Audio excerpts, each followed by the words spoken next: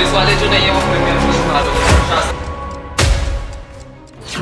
पैतृक संपत्ति का विवाद है। चचेरी बहन ने पिता और पति के साथ पहुंचकर अचानक से घर पर अधिकार जमा लिया है।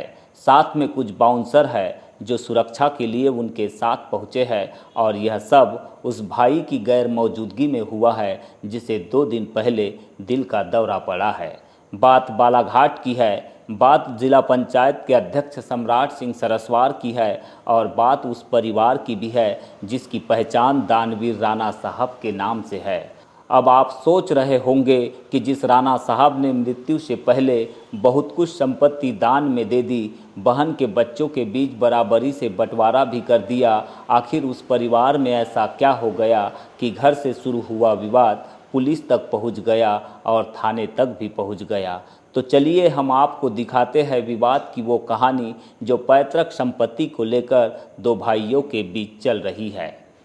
ये राणा साहब का वो घर है जो बालाघाट गोंदिया मार्ग पर है, आज़ाद चौक में है, जहां जिला पंचायत के अध्यक्ष सम्राट सिंह सरस्वार बीते कई वर्षों से निवास कर रहे हैं और इसी घर को लेकर 2 सगे भाइयों के बीच लंबा विवाद भी चल रहा है। ये विवाद मंगलवार को उस समय सुर्खियों में आ गया जब सम्राट के चाचा विनय सिंह सरस्वार अपनी बेटी डाली चौहान के साथ अचानक से घर पहुंच गए और ताला तोड़कर उसे अपना बताने लगे। हमारे पिताजी को राणा हनुमान सिंह जी ने ये मकान दिया था, उनको भी दिया। राणा साहब ने किसी के साथ अन्याय नहीं किया, उन्हें सबको बराबर दिया है। उनके 3 भांजे थे, सबको बराबर दिया है। हमको ये मकान दिया है, नक्सी का खेत है, उनको भी मकान दिया है, वहाँ पे बाड़ा दिया है। और हमारे पिताजी ने ये सोचा कि बड़ा भाई बाप समान है, इसलिए उन्होंने इलेक्शन लड़ा।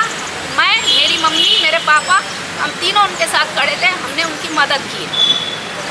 वो उसके बाद में उन्होंने जो ये हमारा विश्वासघात किया, हमारे पापा 2 बार एडमिट हुए अस्पताल में, कोई नहीं आया भैया देखने के लिए, कोई मिलने के लिए नहीं आया। घटना सुबह के समय हुई तब घर में एक वृद्ध महिला कर्मचारी ही मौजूद थी जिसे सम्राट की चचेरी बहन डाली चौहान ने चाबी भी मांगी, लेकिन उसके पास चाबी नहीं थी। इसी के चलते डाली चौहान के निर्देश पर उसके साथ पहुंचे बाउंसरों ने घर का ताला तोड़ दिया और अपना सामान कमरे में शिफ्ट भी कर दिया। इस पूरे वाक़ये की चर्चा जैसे ही सम्राट के चाहने वालों तक पहुंची, उसके कर्मचारियों तक पहुंची, वे सब दौड़े भागे घर पहुंचने लगे, लेकिन सम्राट की इस बहन ने उन्हें घर में आने से इसलिए मना कर दिया कि अब ये घर सम्राट का नहीं है बल्कि उनके पिता विनय सिंह सरस्वार का है, जिससे संबंधित उनके पास वारिसनामा भी है और सबूत भी है। 6 बजे आई थी तो मैंने झाड़ू वाड़ू सब लगाई।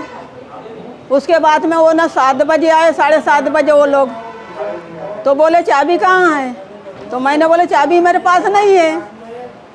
क्यों नहीं है चाबी बोले, तो मैंने बोला है ही नहीं है, चाबी नहीं दी है मेरे को। तो बोले वो डाली बोले तोड़ो ताला बोले, तो बॉडी कार्ड में ताला तोड़ा सब, नीचे से तो ऊपर तक।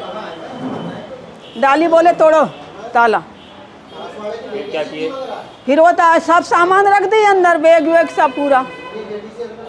आपको प्रेशराइज कर रहे हैं ये लोग कि आप अंदर घुसिए और इनको बाहर निकालिए, और हम हमको हाईलाइट करा रही है, ये लोग प्रेशराइज कर रहे हैं आपको कि आप बाहर निकाल सकता है। आप नहीं आता, लेकिन आप प्रेशराइज मत कीजिए, आपको भी डरने की जरूरत नहीं है। अपनी अटेंडेंस लगा दो, ये हमारा घर है ये।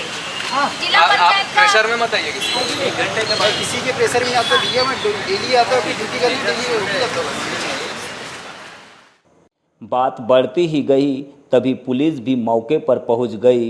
पुलिस ने घर में मौजूद लोगों से चर्चा की, घटना का मुआयना भी किया और यह सब दोपहर के 1:30 बजे तक चलता रहा। इससे पहले ही यह बात सम्राट सिंह सरस्वार तक पहुंच गई थी। वे नागपुर से भागे दौड़े सीधे बालाघाट पहुंचे, जहां उन्होंने पुलिस को विवाद की पूरी जानकारी दी, कोर्ट में चल रहे केस की फाइल भी दिखाई और फिर अपने चाचा और चचेरी बहन के खिलाफ नौकरानी के माध्यम से FIR भी दर्ज कराई। साथ में पुलिस अधीक्षक कार्यालय पहुंचकर एक लिखित शिकायत भी कराई, जिसके बाद ये पूरा मामला उल्टा ही पड़ गया है।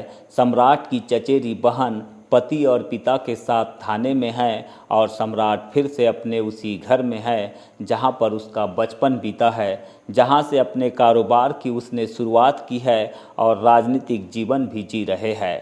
ये हम नहीं कह रहे हैं बल्कि ये सम्राट सिंह सरस्वार बता रहे हैं। 2-3 दिन पहले मुझे अटैक आया।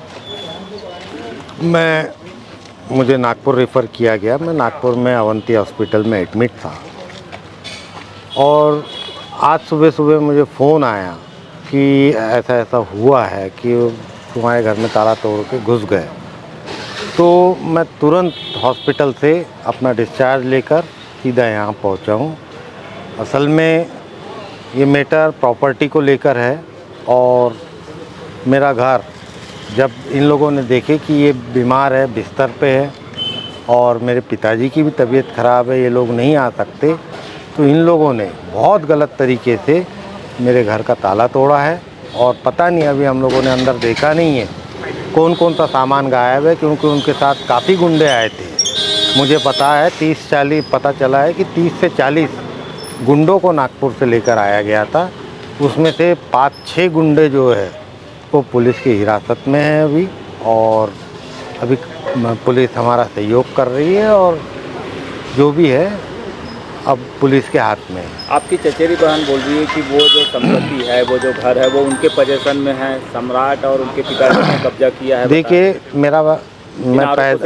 मैं पैदा भी इसी मकान में हुआ हूँ और मेरे पिताजी यहाँ पे 10 साल पहले MLA रह चुके हैं।